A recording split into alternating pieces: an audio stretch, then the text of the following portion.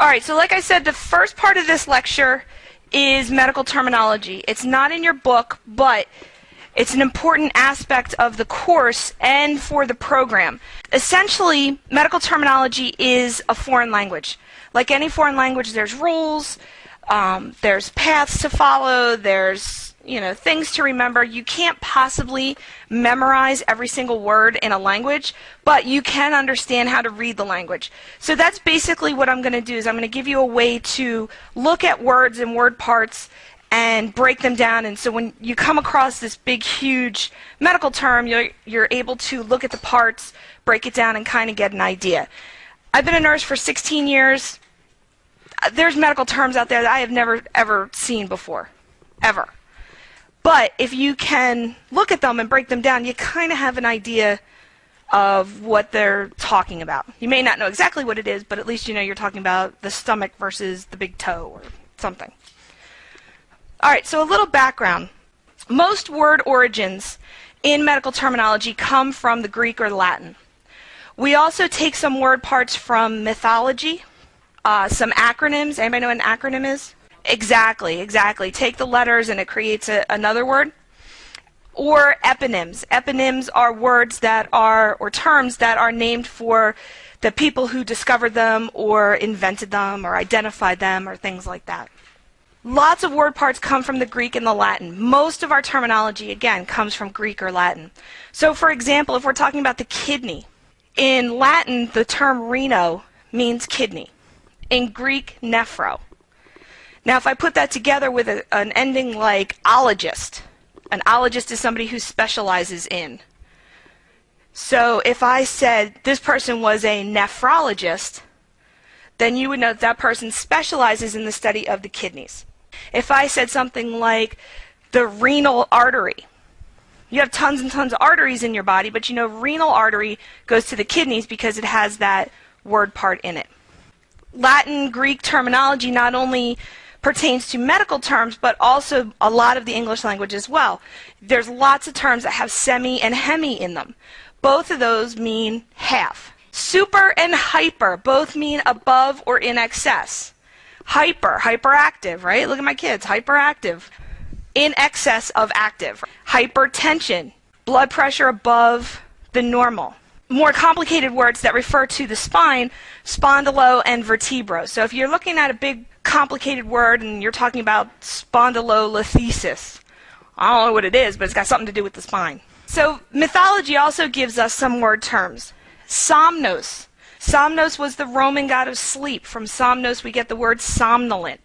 If somebody is somnolent, they're very sleepy, very difficult to arouse. Thanatos was the Greek god of death. From Thanatos we get the term euthanasia. That beginning part there, that prefix EU, means good or normal. So euthanasia literally means condition of good death. Psyche. Psyche was the Greek goddess of the mind and spirit, so lots of words come from psyche. Psychotic is one. What's another one? Psychology, psychiatric. Hygeia was a Greek goddess of health. From her we get hygiene. Hygienic. Venus was the Greek goddess of beauty. From Venus we get VD, venereal disease. It's just not fair. Psyche was psychotic, Hygeia was hygiene, and Venus got VD. Morpheus. What character do you know is Morpheus? Who's Morpheus? Matrix. Very good. Make sense now? Morpheus was the Roman god of dreams, and from Morpheus we get morphine. Hypnos was the Greek god of sleep. So from hypnos we get hypnotic, hypnosis, hypnotherapy, and Lethe. Lethe was a mythological river that flowed through Hades. And it was said that if you touched the waters in the river Lethe, you would fall into a deep trance-like sleep. So from Lethe we get the term lethargic, which like somnolent means very difficult to arouse. Alright, some acronyms. Remember, acronyms take the first letter of each term and put them together to create a new term. LASER is actually an acronym. It stands for Light Amplification by Stimulated Emission of Radiation.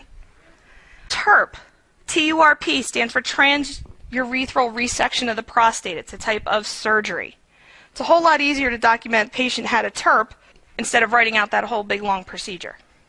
And the next one, eponyms, are terms that get their name from a person or a place. And it's usually the person that first discovered it or the place it was invented or identified. So somebody give me an eponym. I'll start. Alzheimer's disease, Lou Gehrig's disease, Parkinson's disease, Crohn's disease, Pick's disease, Lyme's disease. Lyme's disease was first identified in Lyme, Connecticut. Let's stop there for the moment. You guys take your break, get something to drink, get up, walk around. I strongly encourage you to get up out of your seats, and I tell my classes this all the time. Get up out of your seats because you're in these seats all day. 20 minutes.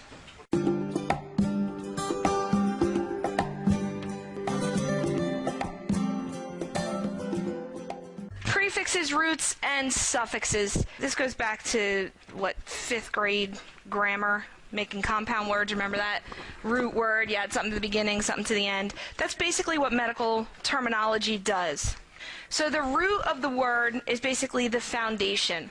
It always keeps the same meaning. For example, cardi is a root word meaning heart. We can stick things on the front of the word and the end of the word, and we can create a new word, but cardi always refers back to the heart. So, for example, if I put peri in the front of cardi, peri means around. So peri is one of those words that you should know. Peri means around. So pericardial means around the heart. Myocardium, myo means muscle. So myocardium, we're talking about the heart muscle. Here's a couple of common root words. These you should know. You're going to see them again and again. Cardio, I already said, means heart. Gastro, what do you think gastro means? Stomach. Arthro, joint. Dermato, skin. How about hepato, liver. And osteo, bone. So those are some pretty common ones. We have root words that can mean a couple of different things. Colors, for example, over here. Cyano means blue. Erythro means red. Leuco means white. So prefixes are just word parts that we put on the front of a word. So prefixes, we can tell a lot of different things with prefixes. We can tell how big something is, its shape, its direction, its location. We can make a word a negative. If we put a or an in front of a word, you should write that down. A or an in front of a word, it means without. We can give numbers, right? You guys already know these. Mono, bi, tri, quad, all prefixes. If we put them in front of a word, we're giving an idea of a number. Poly. Poly is a prefix that we see a lot. Poly means what? Many, or multi. So here's some common prefixes. Multi, neo means new. Anti and anti, look, notice the spelling difference. One means against and one means before. Somebody give me a word with this anti with an I. Antibiotic, antibacterial, antiviral, right? All means against. How about with anti with this spelling? Anterior, antenatal, very good. Antepartum, before birth. Sub, below, okay, under or below. Hyper and hypo, should know the difference. Hyper, above or in excess. Hypo means below. Hypoglycemia, hypovolemia, hypotension. What would hypotension be? Low blood pressure, exactly, low blood pressure. And suffixes, prefixes go in the beginning, suffixes go on the end, and they basically tell us, is the word a noun or is it an adjective? Is it a thing in and of itself, or does it describe a thing? Almost all of our medical terms have a suffix. There's a couple of exceptions, but almost all of them have a suffix. And these are just a couple of common words. All of these endings down here, if we add them to a word, they basically mean pertaining to. So if I said cardiac, for example, if I put the AC, cardiac means pertaining to the heart. An ectomy. An ectomy means a surgical removal of. Itis, that one you should definitely know. Itis is really common. Inflammation of whatever. Megaly means enlargement of. Pathy means disease. Okay, so general suffixes. Again, I already gave you one. Remember ologist, right? If ologist was the suffix, it was somebody who specialized in. If I put that in front of cardi, what do I get? Cardiologist, exactly. when we combine these terms together, basically what we do, it's kind of like a puzzle. Do you ever see those little magnets that they're one word each and you put them together? It's kind of like that. You're kind of picking this word and you're picking this part and you're putting this part and you put them together and you make new words. So for example, cardio and gastro. Cardio-gastric.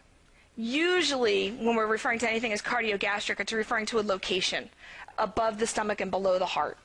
That's what we're talking about. Gastromegaly. Anybody remember what megaly meant? Enlargement. So gastromegaly would be what? Think about your stomach after Thanksgiving dinner. Gastromegaly. Gastroenectomy. Surgical removal of the stomach. What if I put hemi in front of that? Removal of half the stomach. Exactly. Hemigastrectomy. There, I got 3 parts. Put them together and you get a new term. Gastroentero means intestine. So stomach, intestine, and ology means study of. So gastroenterology, study of stomach and the intestines.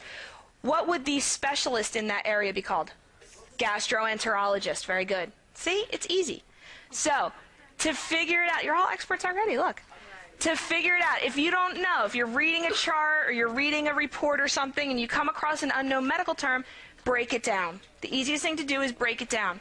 Look at the suffix first.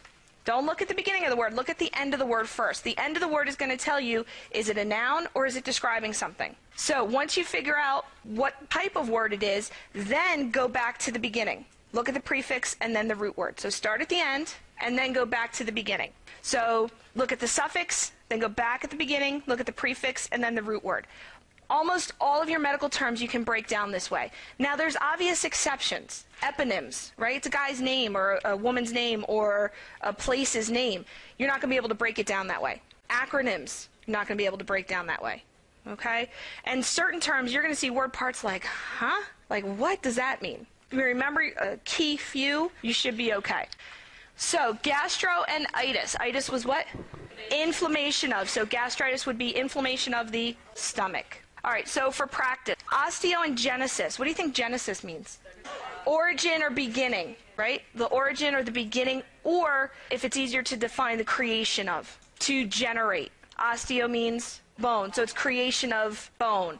What if I put osteoneogenesis? Creation of new bone. Pericarditis. Inflammation around the heart. Very good. See, it's like a puzzle. You just put them together. Is just a noun ending. Just means it's a noun. It's a thing. So you don't really have to say the thing of. Cardio and muscle, heart muscle. Right? It's just the noun form of the heart muscle. Gastroesophageal. Remember, pertaining to? Very good. Pertaining to the stomach and the esophagus. Dyspepsia. Pepsia refers to digestion. Dys means difficult, painful, or abnormal. So dyspepsia is what we commonly call indigestion. Difficult digestion. Heartburn. It's the layman's term. Aphasia.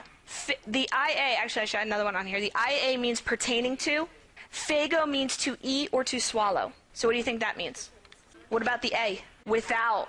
So aphasia, inability to swallow, right? Pertaining to without swallowing, technically. Unable to swallow. All right? What if I made that dysphagia? Difficult or painful swallowing. If somebody has dysphagia, they have a hard time swallowing. They choke on their food. All right, any questions on MedTerm? All right, let's jump into Chapter 1.